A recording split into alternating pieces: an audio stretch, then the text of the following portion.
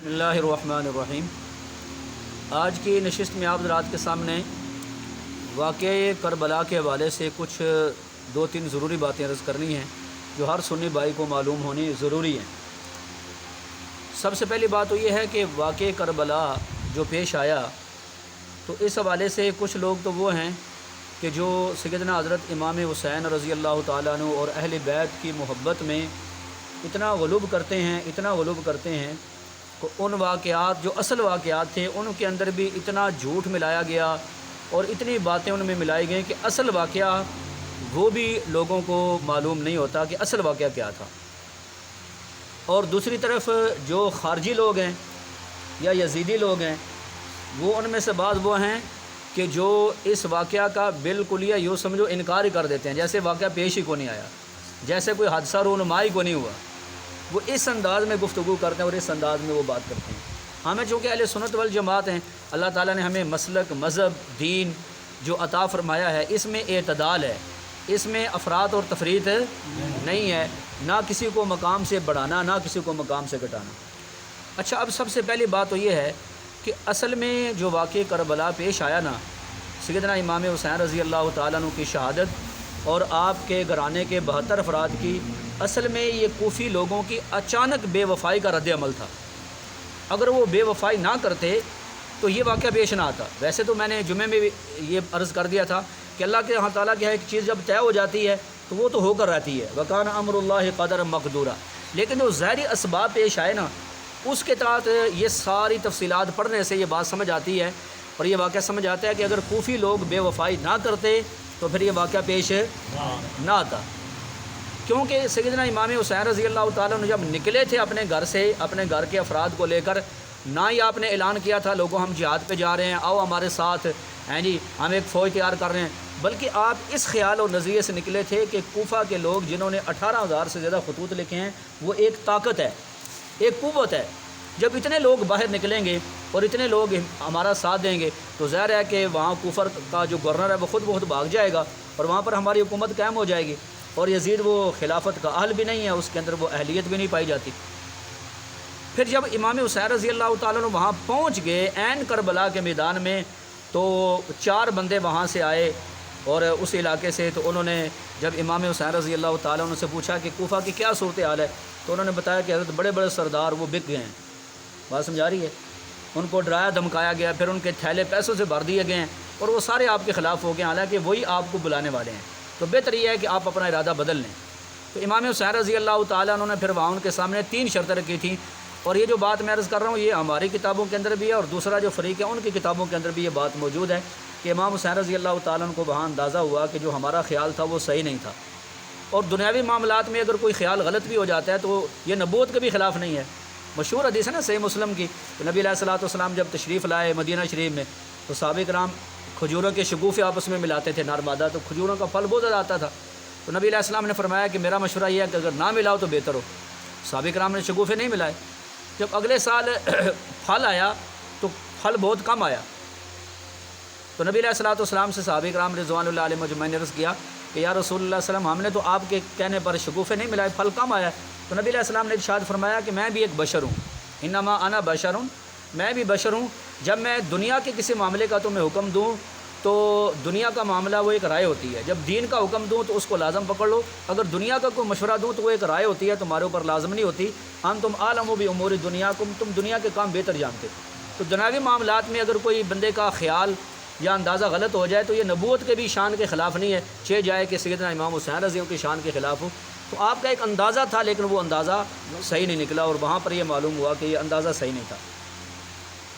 اب یہ بات مسلمہ ہے ہمارے اہل سنت اور دوسرے حضرات کی کتابوں کے اندر بھی، یہ کوئی بناوٹی بات تو ہے نہیں۔ تو آپ نے 3 شرطیں پیش کی کہ یا مجھے واپس جانے دو، یا مجھے سرحد پر جانے دو جہاں میں جہاد کرتے ہوئے زندگی گزار دوں، یا براہ راست مجھے یزید کے پاس جانے دو، میرے چاچے کا بیٹا ہے میں اسے معاملات طے کر لوں گا۔ یہ الفاظ ہیں، تو میرے چاچے کا بیٹا ہے میں اسے معاملات طے کر لوں گا، ہم آپس میں بیٹھ کے بات کر لیں گے۔ لیکن درمیان میں جو شمر ہے یہ ایک طرح کے امام حسین رضی اللہ عنہ کا رشتہ دار بھی تھا، اس ظالم اور بدبخت نے، تو ابن زیاد بھی مان گیا تھا، لیکن اس نے کہا کہ اگر امام حسین اب تمہارے ہاتھ سے نکل گئے تو کبھی تمہارے ہاتھ نہیں آئیں گے، تو تم امام حسین کو کہو کہ تمہارے ہاتھ پر یزید کی طرف سے بیعت کریں۔ امام حسین رضی اللہ تعالیٰ کو پتہ چلا تھا کہ اس نے پہلے مسلم بن عقیل کے ساتھ کیا معاملہ کیا تھا بے غیرت نے، تو اس لیے امام حسین رضی اللہ تعالیٰ مقام غیرت میں آ گئے، اور اللہ کے نبی کا جو خون ہے وہ غیرت میں آ جائے تو کون اس کو جھکا سکتے ہیں؟ آپ نے فرمایا ایسا نہیں ہوگا، پھر معاملات بگڑے اور آپ کی شہادت کا واقعہ پیش آیا۔ اب یہ جو یزیدی لوگ ہیں یہ پتہ کیا کہتے ہیں؟ اب یہاں دو باتیں میں نے آج آپ کو بتانی ہیں۔ ایک یزیدی سے میری بات ہوئی تو یعنی کہ نیٹ کے اوپر میری اس سے گفتگو ہوئی، تو وہ کہنے لگا جی میں نے کہا کہ یزید جو ہے نا امام حسین رضی اللہ عنہ کے قتل میں برابر کا شریک ہے، تو وہ مجھے کہنے لگا نہیں جی اس کا کوئی ثبوت نہیں ہے، یزید تو رویا تھا بعد میں، اس نے تو ابن مرجانہ یعنی کہ ابن زیاد پہ لعن طعن کیا تھا، برا بلا کہا تھا، اس کو انعام بھی نہیں دیا تھا، تو وہ تو رویا تھا۔ میں نے کہا ہاں رویا ضرور تھا، لیکن تم نے علامہ ابن خلدون رحمۃ اللہ علیہ کی تاریخ ابن خلدون نہیں پڑھی؟ اس میں یزید نے جو پہلا خط لکھا تھا نا گورنر کو، مدینہ کے گورنر کو، اس نے کہا تھا خود حسین و عبداللہ بن زبیر، پکڑ لے تو حسین اور عبداللہ بن زبیر کو، اور شدید ان کو پکڑنا۔ بات سمجھا رہی ہے؟ اگر میری بیعت کریں ٹھیک ہے ورنہ قتل کر دینا۔ میں نے کہا دوسری بات، امام حسین رضی اللہ تعالیٰ عنہ کو جب کربلا میں شہید کر دیا گیا، اتنا بڑا واقعہ پیش آیا، تو کیا عقل مانتی ہے کہ یزید کو اس کا علم نہیں تھا؟ جو نبی علیہ السلام کا نواسہ ہے، پوری دنیا میں آپ کو عزت کی نگاہ سے دیکھا جاتا تھا، اتنا بڑا حادثہ پیش آ گیا اور یزید کو پتہ ہی نہیں تھا کہ کیا واقعہ پیش آ رہا ہے۔ پھر جب سر سیدنا حضرت امام حسین رضی اللہ عنہ کا سر جو ہے نا وہ جب یزید کے پاس پہنچا، وہاں خواتین وہاں پہنچی، تو وہ رویا ضرور تھا، لیکن اس وجہ سے وہ رویا نہیں تھا کہ اسے امام حسین رضی اللہ عنہ کے قتل پر شرمندگی تھی، اس وجہ سے کہ تاکہ لوگوں کے سامنے اپنی عزت بنانے کے لیے اور یہ دکھانے کے لیے مجھے بھی اس معاملے پر شرمندگی ہے۔ اگر اسے اس معاملے پر شرمندگی ہوتی تو پہلا کام وہ یہ کرتا کہ امام حسین رضی اللہ عنہ کے قاتلوں کو پکڑ کے سزا دیتا، لیکن کوئی ایک تاریخ کا حوالہ کوئی بندہ لے آئے کہ اس واقعے کے بعد اس نے کسی ایک قاتل کو بھی سزا دی ہو۔ میں نے کہا لاؤ جس کا جواب، کسی ایک قاتل کو بھی یزید نے سزا، حالانکہ ظالموں نے اتنا بڑا ظلم کیا، بچوں تک کو شہید کیا، ایک کو تو مارتا نا، پتہ لگتا بھئی یزید جو نا پاک صاف ہے، کیوں جی؟ وہ بولو نا یار، ایک کو بھی سزا نہیں دی یزید نے۔ بات سمجھا رہی ہے؟ پھر امام حسین رضی اللہ عنہ کی شہادت کے بعد 2 سال تقریباً وہ زندہ رہا، پھر بھی اپنے کرتوتوں سے مرتے مرتے بھی مکہ پر چڑھائی فوجوں کی تھی اس نے، سیدنا عبداللہ بن زبیر رضی اللہ عنہ کے خلاف۔ پھر وہ مر گیا، پھر فوجیں واپس چلی گئیں، پھر بعد میں عبد الملک آیا اور اس نے پھر حجاج میں یوسف کو بھیجا، پھر وہ لڑائی ہوئی اور سیدنا عبداللہ بن زبیر رضی اللہ عنہ شہید ہوئے، مرتے مرتے بھی مکہ پر چڑھائی کروا رہا تھا وہ۔ مطلب یہ کہ اس سے معلوم ہوتا ہے کہ یزید اپنے کرتوتوں سے باز نہیں آیا۔ اور اس کے بعد سیدنا امام حسین رضی اللہ عنہ کے خاندان میں ایک بچہ تھا، غالباً اس کا نام عبداللہ تھا، تو جب کافی دن پھر وہاں یزید کے دربار میں رہے، اہل بیت کی خواتین بھی اور حضرت امام زین العابدین رحمۃ اللہ علیہ بھی، تو ناشتے پر بلاتا تھا امام زین العابدین کو اور وہ ساتھ بچہ بھی، تو اس بچے کو یزید کہنے لگا، وہ جو بچہ تھا نا عبداللہ غالباً نام تھا، چھوٹا بچہ تھا، تو کہنے لگا کہ میرا جو بیٹا ہے اس سے کشتی کرو گے، لڑائی کرو گے؟ تو آگے سے اس بچے نے کہا ہاں کروں گا، بشرطے کہ ایک چھری اسے دو اور ایک مجھے دو۔ تو آگے سے اس نے پتہ کیا کہا تھا؟ نعوذ باللہ نعوذ باللہ، اس نے کہا کہ سانپ کا بچہ سانپ ہی ہوتا ہے۔ اس نے یہ نہیں کہا شیر کا بچہ شیر ہوتا ہے، لفظ دیکھو اس نے کیسا استعمال کیا۔ تو یہ یزید مرتے مرتے بھی اس کے یہ کرتوت رہے، باز نہیں آیا۔ تو اس لیے یزید کے جو میتی لوگ ہیں وہ بہت بڑی غلط فہمی میں ہیں۔ بات سمجھا رہی ہے؟ یزید پورا امام حسین رضی اللہ عنہ کے قتل میں شریک تھا اور کسی ایک بھی قاتل کو اس نے سزا نہیں دی، اس بات کی دلیل ہے۔ اور یہ حمایت کرتے ہیں، اور ابن زیاد کو اس نے انعام نہیں نہ دیا، ابن زیاد اس کو انعام نہیں دیا، تو اسے ہیں جی سزا بھی نہیں دی، انعام بھی نہیں دیا، اور اسے یہ کہا کہ اب چڑھائی کرو جا کے مکہ پہ۔ تو اس نے پھر آگے سے یہ کہا تھا کہ میں اس فاسق کی خاطر 2 جرم نہیں کر سکتا، ایک تو نبی کے نواسے کو بھی میں نے شہید کر دیا، اور اب اس کی وجہ سے میں مکہ پر چڑھائی کروں، میں نہیں کر سکتا۔ تو اس نے آگے سے جواب دے دیا، وہ تو فاسق کہہ رہا ہے۔ اور علماء اہل سنت والجماعت، علماء دیوبند کا متفق عقیدہ ہے کہ یزید فاسق اور فاجر تھا، اس کے فاسق اور فاجر ہونے میں، گناہ گار ہونے میں کوئی شک، بلکہ علماء نے لکھا اگر اس نے امام حسین رضی اللہ عنہ کا قتل جائز سمجھ کے کیا تھا نا، امام حسین رضی اللہ تعالیٰ عنہ کا قتل جائز سمجھ کے اس نے کیا تھا تو وہ کافر ہو گیا تھا، اور اگر حرام سمجھ کے کیا پھر کافر تو نہیں، البتہ فاسق اور فاجر ضرور ہے۔ بھئی اللہ کے نبی صلی اللہ علیہ وسلم کے خاندان والے ان کی تو جوتیوں کی خاک بندے کو مل جائے تو بہت بڑا اعزاز ہے، چاہے کہ ظالم اتنا ظلم کر کے ان کو شہید کریں۔ اور پھر لوگ اس کے ساتھ لکھتے ہیں یزید رضی اللہ تعالیٰ عنہ۔ یزید مجھے اسی بحث میں کہنے لگا مجھے کہ یزید کے بارے میں تو حدیث میں پیشن گوئی آئی ہے۔ 2-4 منٹ آپ کے نا آج زیادہ لوں گا، ذرا غور سے سنیے گا۔ مجھے کہنے لگا یزید کے بارے میں تو حدیث میں پیشن گوئی آئی ہے۔ میں نے کہا کیا؟ کہنے لگا نبی علیہ السلام کا فرمان ہے جس کا مفہوم ہے پہلا لشکر جو قسطنطنیہ پہ حملہ کرے گا وہ ہوا مغفور اللہم، اللہ ان کی بخشش کر دیں گے۔ کہنے لگا وہ سب سے پہلا حملہ جو ہوا تھا تو اس میں تو یزید شامل تھا، تو اللہ نے تو یزید کی بخشش کر دی ہے۔ میں کہ عقل کے اندھے، تجھے پتہ ہی نہیں ہے کہ قسطنطنیہ پر سب سے پہلے حملہ کس دور میں ہوا تھا اور کون اس کی قیادت کر رہا تھا؟ میں نے کہا یزید اس لشکر میں پہلے لشکر میں شامل نہیں تھا، یہ پیشن گوئی پہلے لشکر کے بارے میں ہے۔ اور سیدنا حضرت عثمان غنی رضی اللہ عنہ کے زمانے میں سیدنا امیر معاویہ رضی اللہ تعالیٰ عنہ کی قیادت میں سب سے پہلے قسطنطنیہ بھی حملہ ہوا تھا، بحری حملہ۔ بات سمجھا رہی ہے؟ اور یہ بعد میں جب مسلسل بعد میں حملے ہوئے تو 6 یا 7ویں لشکر میں وہ شامل تھا، پہلے لشکر میں وہ شامل ہی نہیں تھا۔ تو یہ جو فضیلت ہے یہ یزید کو حاصل ہے، یہ اسے حاصل ہے۔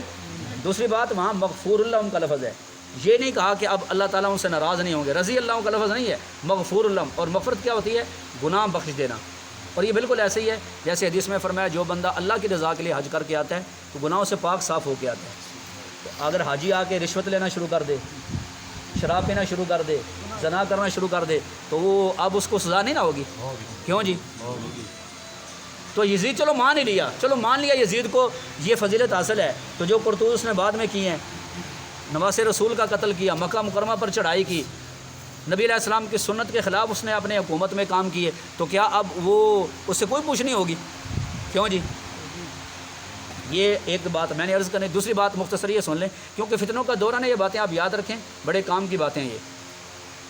یہ پچھلے سال یہ گفتگو ہوئی تھی، میں نے جمعے پر بھی تھوڑا اشارہ دیا کہ بہت سارے بڑے نوجوان اس کے فالوور ہیں مرزا جیلمی کے، اور زبان کا تیز تراز ہے اس لیے نوجوانی سے بڑا سنتے ہیں، اور پھر وہ آسانی دیتا ہے نا 5 نمازیں اکٹھی پڑھ لو، گھر میں پڑھ لو۔